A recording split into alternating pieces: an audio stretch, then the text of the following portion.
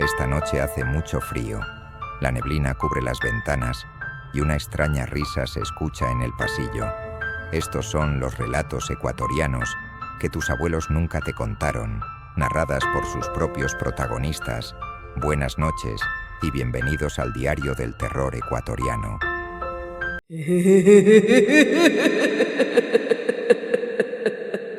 Relato número 1. El cuadro maldito de la iglesia de San Francisco.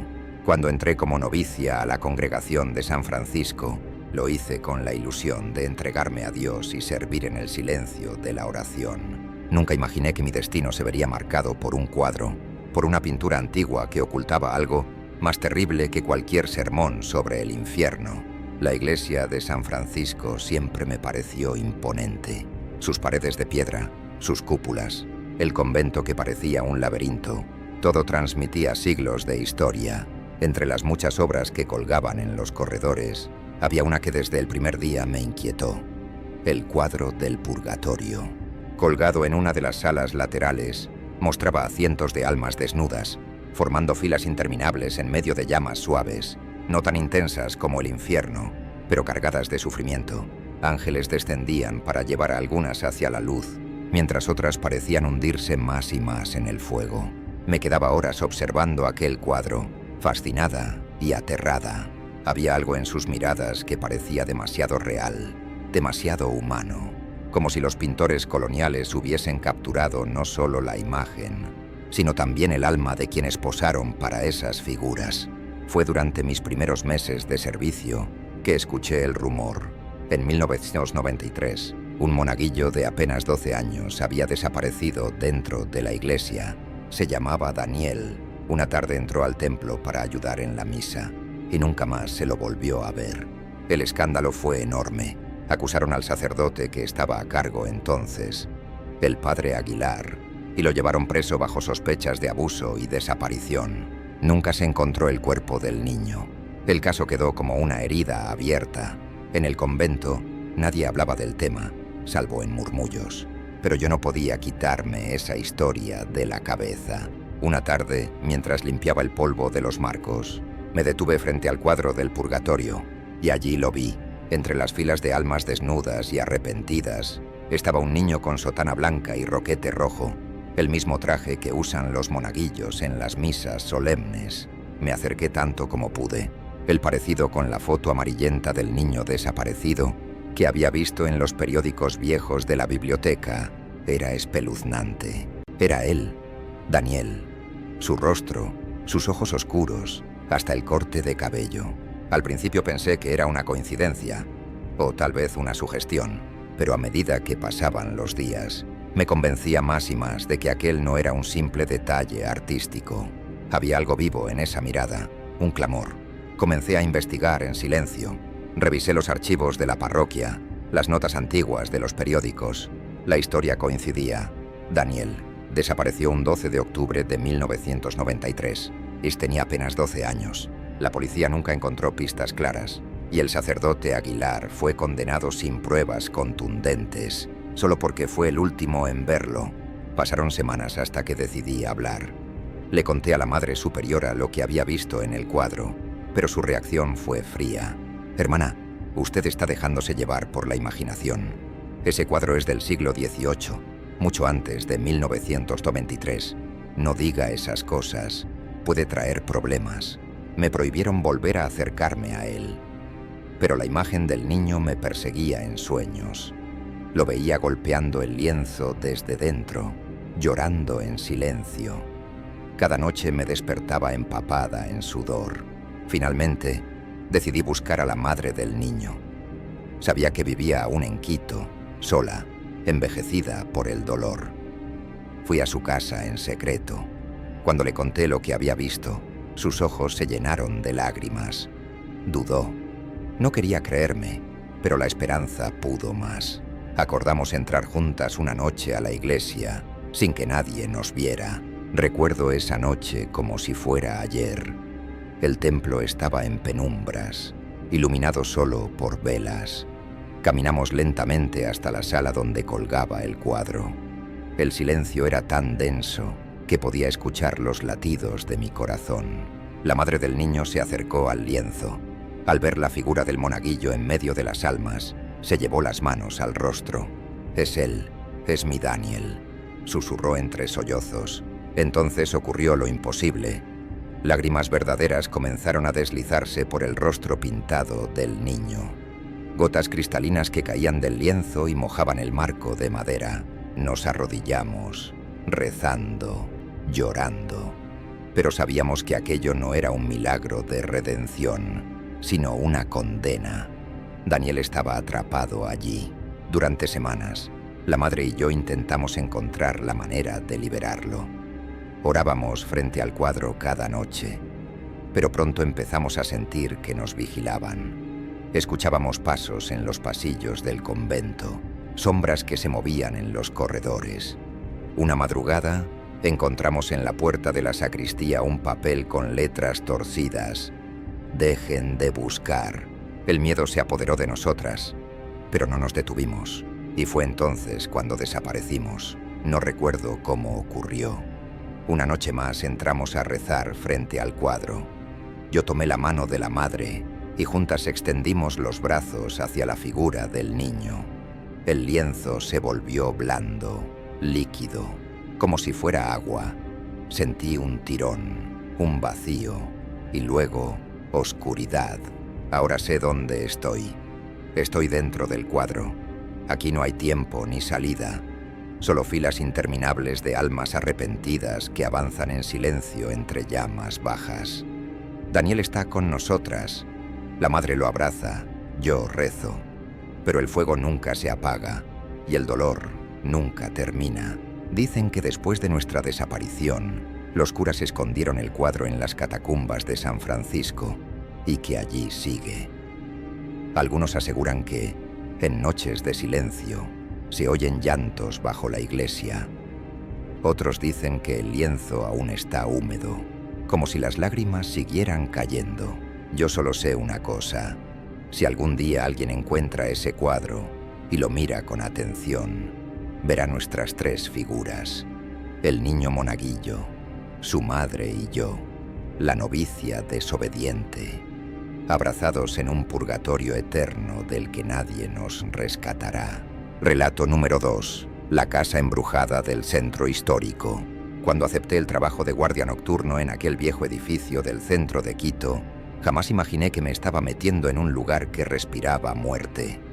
El anuncio era claro: se busca persona responsable para vigilar inmueble patrimonial en remodelación, turno nocturno, pago puntual. Nada extraño, salvo que se trataba de un caserón colonial de más de 2 siglos, con muros de adobe que parecían haber absorbido siglos de sufrimiento. Desde la primera noche lo sentí. Ese edificio no era un simple caserón abandonado, tenía vida propia. El olor era tan peculiar que lo recuerdo con exactitud. Humedad vieja mezclada con cera gastada y un fondo metálico, como si la sangre hubiese impregnado los muros hacía mucho tiempo. Los corredores eran interminables y la luz eléctrica nunca se quedaba fija. Las lámparas titilaban como si rechazaran permanecer encendidas. El trabajo parecía fácil: caminar, vigilar, reportar. Pero desde el inicio hubo algo que me inquietó.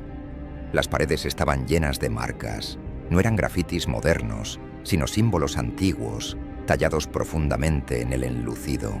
Círculos, cruces invertidas, espirales con líneas que se entrelazaban. Habían sobrevivido a capas de pintura, como si no quisieran borrarse nunca. A medianoche, el silencio se volvía espeso. Mi linterna apenas iluminaba unos metros y sentía que cada sombra se movía cuando no la miraba. Fue en uno de esos recorridos que escuché los primeros pasos, lentos, arrastrados, sin dirección clara, como si me rodearan. Al salir a la calle para fumar un cigarrillo, pensé que mi mente me estaba jugando una mala pasada, pero al volver a entrar la atmósfera era distinta. El aire era más pesado, casi irrespirable. Fue entonces cuando descubrí la habitación prohibida, una puerta que, según el encargado, estaba sellada. Aquella noche estaba entreabierta. Entré. El cuarto era oscuro, con un altar rudimentario, restos de velas negras, huesos diminutos y un libro de tapas de cuero. No entendía el latín de sus páginas, pero los dibujos eran espantosos. Cuerpos desgarrados, hombres encadenados, bocas abiertas en un grito eterno. Sentí que el aire se congelaba cuando lo toqué. La puerta se cerró de golpe y escuché una respiración áspera detrás de mí. Giré la linterna y vi a esa figura encorvada. Piel grisácea, ojos encendidos, dientes ennegrecidos. Corrí hasta que logré salir. Al amanecer, cuando regresaron los obreros, la puerta estaba cerrada con cadenas oxidadas, como si nunca hubiera estado abierta. Las noches siguientes empeoraron. Voces susurraban mi nombre desde las paredes y en los espejos viejos veía reflejada una figura detrás de mí. Una madrugada, escuché un cántico en un idioma que no reconocía. No era castellano, no era latín, era algo más antiguo, un murmullo gutural que se mezclaba con lamentos de dolor. Una noche de tormenta, el portón de entrada chirrió como si alguien lo hubiera abierto. Revisé y estaba cerrado. Sin embargo, el sonido de pasos húmedos avanzaba hacia mí. De pronto, todas las puertas del caserón se abrieron al mismo tiempo y una corriente helada apagó las lámparas. Vi entonces al ser encorvado, acompañado de decenas de sombras humanas. Avanzaban despacio, con cadenas oxidadas colgando de sus muñecas. No tenían ojos. Corrí. Logré escapar bajo la lluvia. Renuncié al día siguiente. Pero algo en mí cambió. No importa dónde esté. Siento que alguien me sigue, y aquí debería haber terminado la historia. Pero no terminó. Semanas después, mientras caminaba por la calle García Moreno, vi al capataz del proyecto. Le pregunté qué sabía del caserón. Bajó la voz y me dijo, ese lugar no era solo una casa colonial, fue un obraje. Allí traían a los indios de las comunidades cercanas para obligarlos a trabajar. Los encadenaban, los hacinaban en los sótanos, y muchos morían de hambre, de frío o a latigazos. Me quedé helado. Él continuó. Dicen que los patrones enterraban los cuerpos bajo el piso de madera para no dar cuenta a nadie. Por eso el suelo siempre se siente hueco, como si caminara sobre tumbas. Recordé los pasos que me seguían, las cadenas que escuchaba, los cánticos extraños. No eran demonios, no eran fantasmas comunes. Eran los esclavos indígenas que habían muerto allí. Desde entonces, los sueños son peores. En ellos camino por los corredores del caserón y ya no me encuentro solo. Veo claramente a los hombres y mujeres indígenas, con los pies descalzos, la piel marcada por látigos, cadenas en los tobillos. Algunos cargan piedras inmensas en sus espaldas. Otros están tendidos en el suelo, con los ojos en blanco. Todos me miran, pero no con odio, con un sufrimiento tan profundo que me atraviesa el alma. Y detrás de ellos siempre aparece el ser encorvado, que ya comprendo quién es. No es un demonio cualquiera, es la encarnación del capataz colonial, un espíritu deformado por siglos de crueldad, convertido en carcelero eterno de las almas que atormentó en vida. Ese monstruo los retiene, no los deja descansar, y ahora quiere arrastrarme también a su infierno de corredores interminables.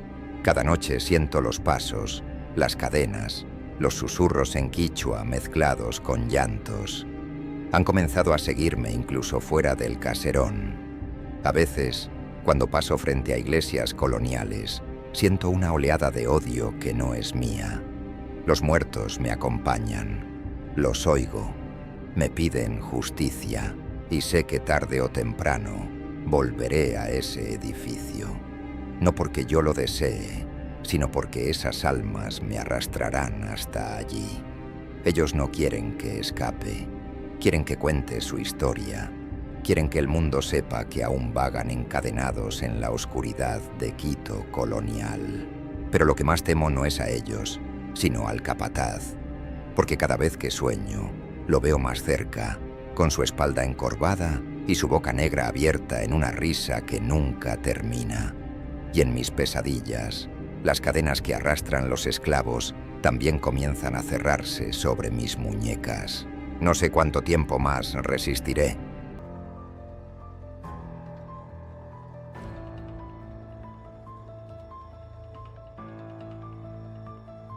Apostaría mi alma a que nadie había escuchado este relato antes.